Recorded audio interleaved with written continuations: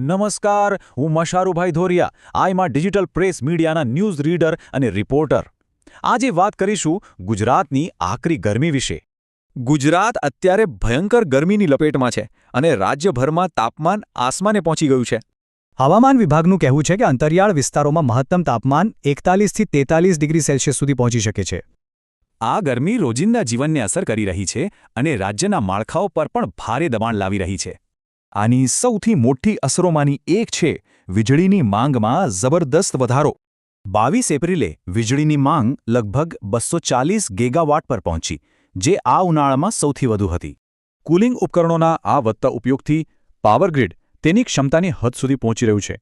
માળખાકીય દબાણ ઉપરાંત આ ભીષણ ગરમી લોકોના સ્વાસ્થ્ય માટે પણ સીધું અને ગંભીર જોખમ ઊભું કરે છે.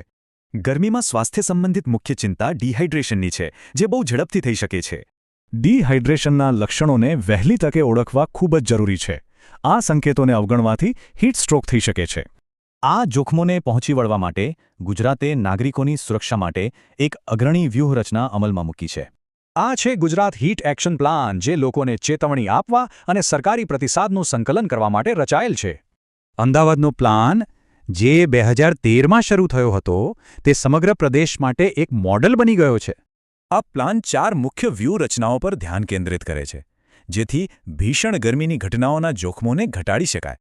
આની એક મુખ્ય વિશેષતા છે આઈએમડી દ્વારા જારી કરાયેલ કલર કોડેડ ચેતવણી સિસ્ટમ. ચાલો તેને સમજીએ. યલો એલર્ટનો અર્થ છે કે હીટ એલર્ટ સક્રિય છે. લોકોએ અપડેટ રહેવું જોઈએ, ખાસ કરીને સંવેદનશીલ જૂથોએ. ઓરેન્જ એલર્ટ ગંભીર ગરમીનો સંકેત આપે છે. તૈયાર રહેવું અને લાંબા સમય સુધી તડકામાં રહેવાનું ટાળવું ખૂબ જ જરૂરી છે. રેડ એલર્ટ સૌથી ગંભીર છે, જે દરેક માટે બીમારીના અત્યંત ઊંચા જોખમ સાથેની આત્યંતિક ગરમી સૂચવે છે. તો આ ગરમીના મોજા દરમિયાન સુરક્ષિત રહેવા માટે અહીં કેટલીક જરૂરી ટિપ્સ આપી છે. હાઇડ્રેટેડ રહેવું, યોગ્ય કપડાં પહેરવા અને બપોરના તડકાને ટાળવો એ સલામતી માટે ખૂબ જ મહત્વપૂર્ણ છે. સંવેદનશીલ જૂથો માટે ખાસ કાળજી લેવી જ જોઈએ, જેમને તરસ ઓછી લાગતી હોય. આ હતા મશારુભાઈ ધોરિયા, આઈમાં ડિજિટલ પ્રેસ મીડિયા માટે. જો તમને આ વિડીયો ગમ્યો હોય તો લાઇક, શેર અને મારી ચેનલને સબસ્ક્રાઇબ કરવાનું ભૂલતા નહીં.